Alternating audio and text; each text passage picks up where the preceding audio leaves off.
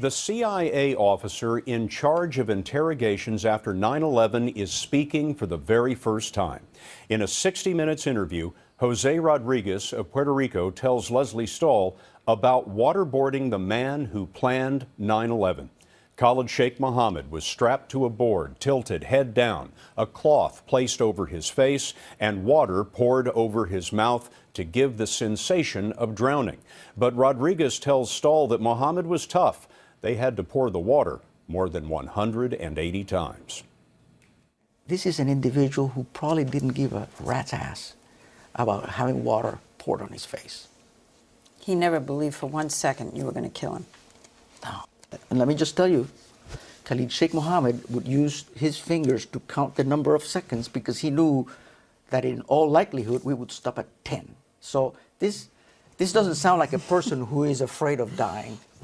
If he's sitting there counting off, he knows you're not going to kill him, he knows he's not going to drown, then why do it? What's the point? I think that the cumulative effect of waterboarding and sleep deprivation and everything else that was done eventually got to him. So what happens? Does he break down? Does he weep? Does he fall apart? No, he gets a good night's sleep.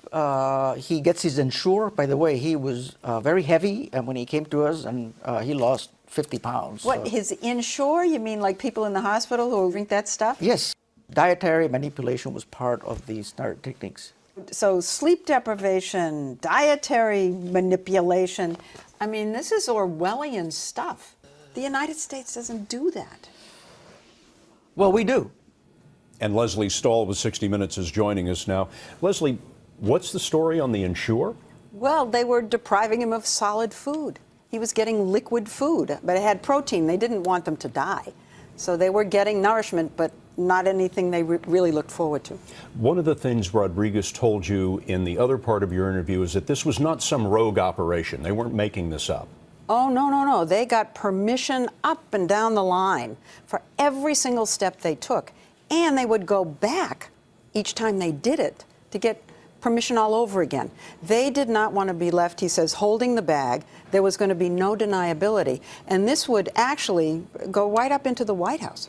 Permission from CIA headquarters and even beyond. Yeah, oh, absolutely. One of the controversies from that time is that the CIA made a lot of videotapes of these waterboardings, but they were destroyed. What did he say about that? Well, he was afraid that if they became public, that Al-Qaeda would see the faces of the interrogators and that they would then go to find them and their families.